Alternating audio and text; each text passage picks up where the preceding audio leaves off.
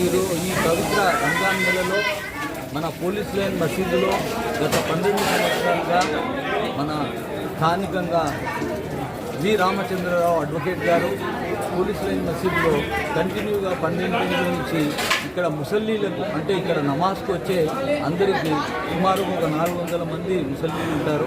అందరికీ భోజనాలు ప్రిపేర్ చేయించి ప్రతి సంవత్సరము చేయడము ఒక ఆనవాయితీగా వస్తుంది. ఈ సంవత్సరం కూడా ఆ శుభకార్యము ఇక్కడ మసీదులో చేసుకుంటున్నాము. మీరంతా చూస్తూ ఉన్నారు. మీ ద్వారా ప్రజలు కోరుకుంటున్నది ఏమంటే ఈ విద్వేష వాతావరణం కల్పించే వారికి ఇది మా ఒక సందేశం ఇస్తూ ఉన్నాము.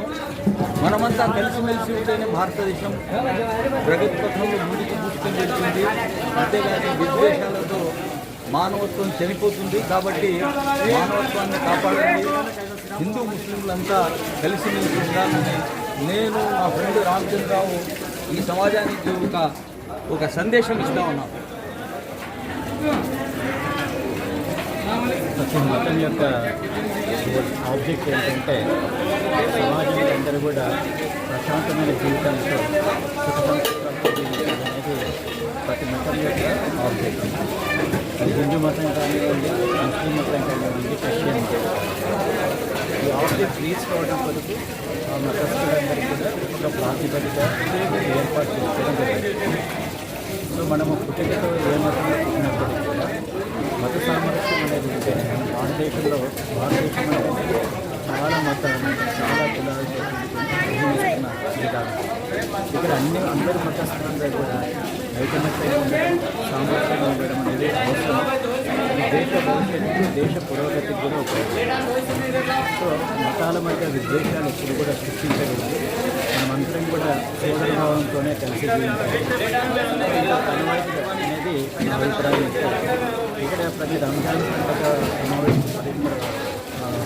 చేస్తే ఏదో ఒక రోజున ఇఫ్తార్ ఏర్పాటు మా మాస్క్ యొక్క ప్రతినిధులందరూ కూడా సహాయ సహకారాలతో ఇఫ్తార్ ఏర్పాటు చేస్తున్నాం.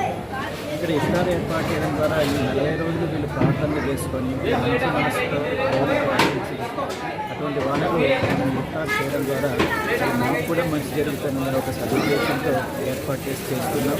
వాస్తవం కూడా మాకు కూడా మంచి జరుగుతుంది. సో ఆ నమ్మకంతో ఇది ఏర్పాటు చేస్తున్నాం. మనందరం కూడా ఐకమత్యంగా సోదర భావంతో కలిసిమెలిసి జీవించాలన్న సబ్జెక్ట్ నా స్నేహితులు అభివృద్ధి చేసే విధంగా అందరం కూడా కలిసిమెలిసి జీవించాలి. అందరికీ కూడా